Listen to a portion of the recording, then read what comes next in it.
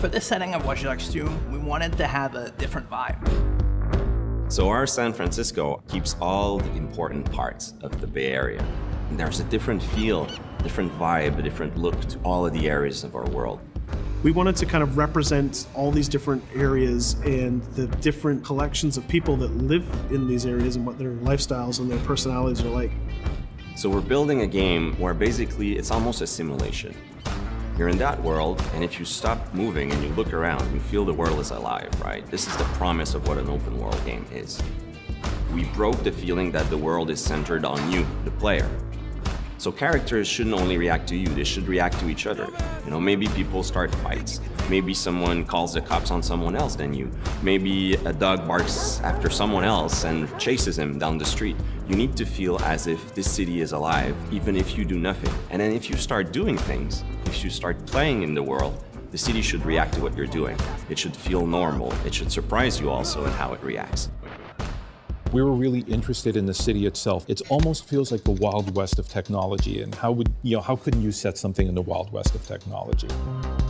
It's a world that has a lot of potential for gameplay. I mean, if you're a hacker and you go in Silicon Valley and you have the head office of some of the biggest tech company in the world, what will you do?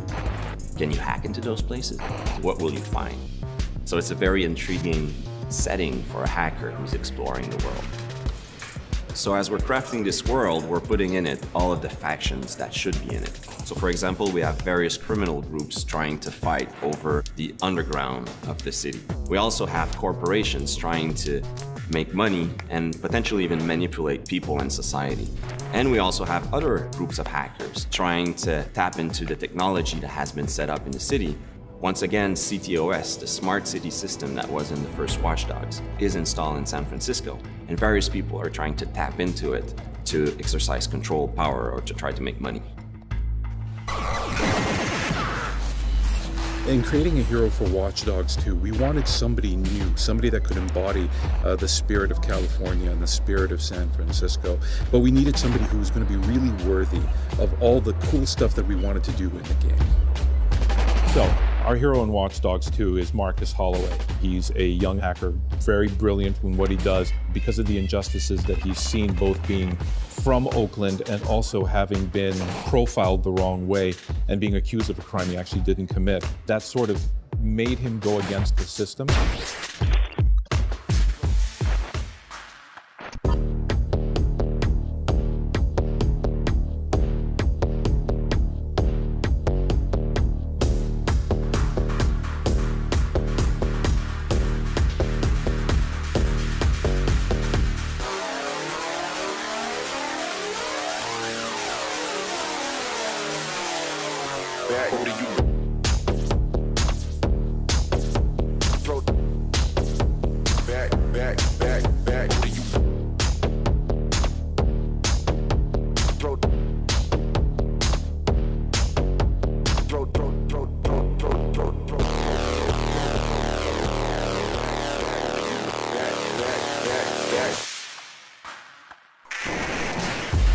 In terms of visual, we always try to create iconic attributes to the character so that he can be memorable and people wants to play him, but still feels credible inside our world.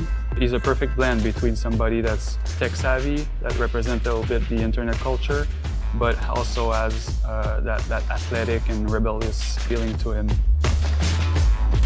So we had to decide from the beginning what things were comparable between Aiden and Marcus and what things would be different. We focused on parkour. We wanted Marcus to be a lot better at parkour than Aiden. And we're not talking about just like climbing on things, but like being able to like flow and chain moves together. So he's a pretty good fighter, but he's got some interesting quirks too. He's a more expressive guy. We really tried hard to figure out what kind of melee weapon Marcus would have. We tried a whole bunch of things, and some things were pretty cool, and some things just didn't work at all. We did a lot of research, and we basically did what Marcus would have done. We went onto the internet, and we started watching videos, and started reading websites, and tried to figure out what kind of stuff we could make. Pretty much all the stuff that you probably shouldn't search at work. In the end, what we stumbled across was this idea of taking a billiard ball and attaching it to a paracord lanyard. And we took this, and we handed this to the stunt team, and the first thing that we saw was it was fast. It was so fast, like we couldn't believe how fast they were swinging this around their body. And as soon as I saw this video, I'm like, this is crazy. We got it.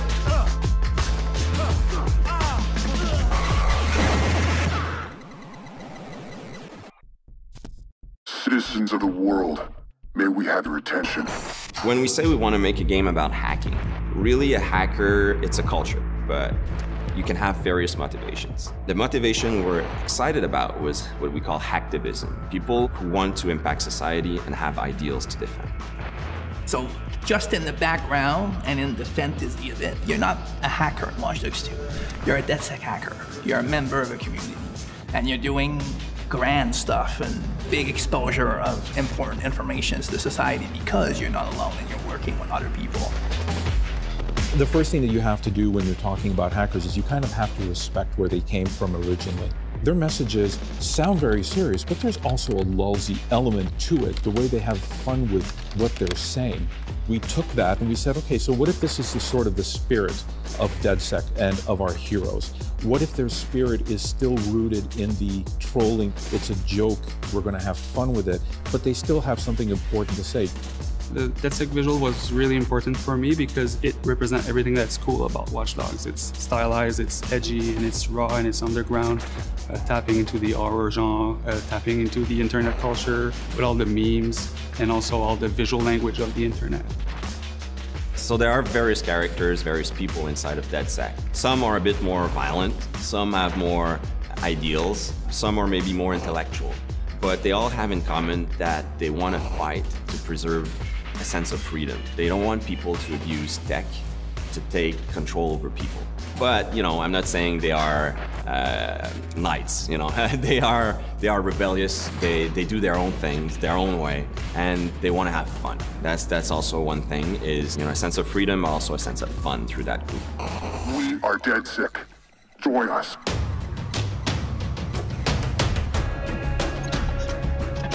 The new idea for hacking in Watch Dogs 2 is to let the player create his own solutions. We're adding a lot more depth to hacking.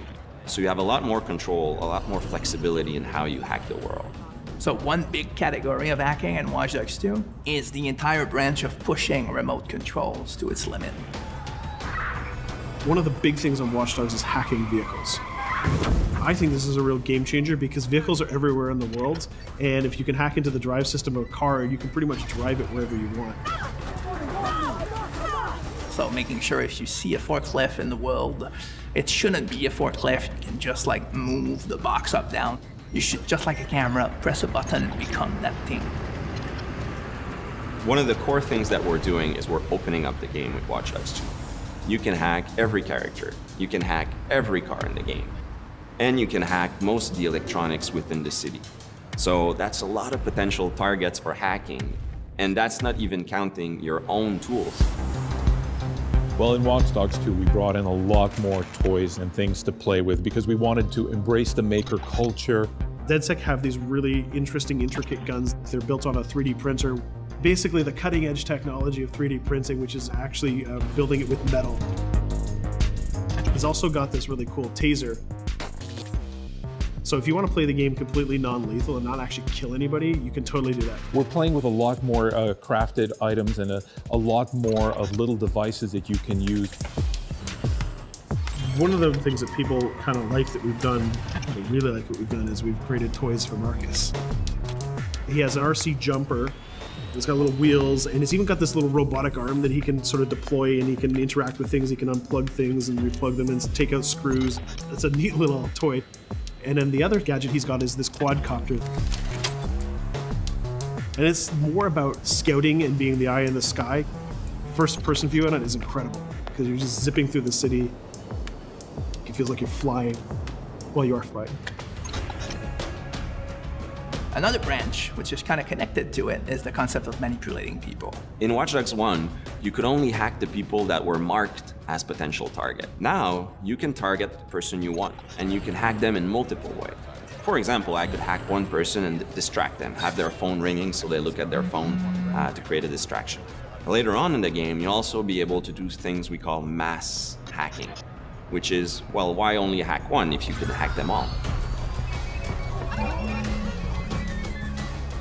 There's one thing that I really believe about Watch Dogs players is that there is no Watch Dogs player. There are many types of Watch Dogs players. You should be deciding how you want to play the game.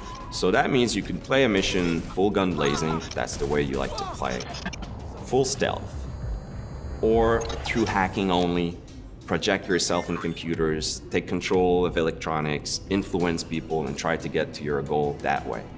We try to really support all players' types across all different styles of play, and also allow players to combine and mash these styles and play together too. If you've been playing a certain way for a while, we want the game to kind of challenge you to try different things, but also not force you into playing the game a certain way. We work to improve the driving, make it more accessible while keeping all the different styles of vehicles and adding a lot of physics and feel to all the vehicles. So we keep the depth, but have more accessibility. The team is super happy with the result we've had, and I hope gamers will be just as excited.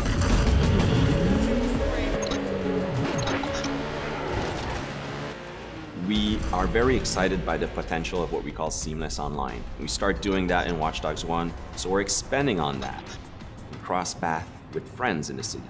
So you playing in single player and you're crossing path with another player who's also playing in single player. Both of you are members of DedSec, so you're friends, and you can just walk up to each other, you'll say hello, hit the button, and form a co-op team. And what we're going to be showing in the next couple of months is an example of how those things work together to create magical gameplay moments.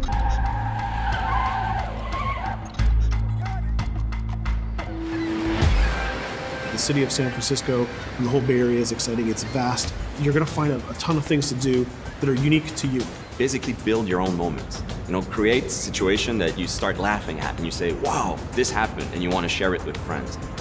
You don't want to just be like a roller coaster or a theme park ride where I go through all the same beats as everybody else. You decide what you want to be spending your time doing.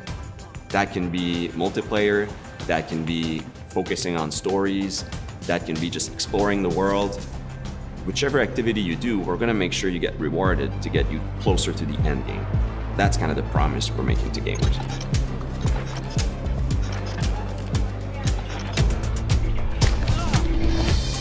You always know it when something starts to click and starts to work. Everything changed. You stop seeing individual components, animations, or texture maps, or vehicles. You just start to see the experience as a whole.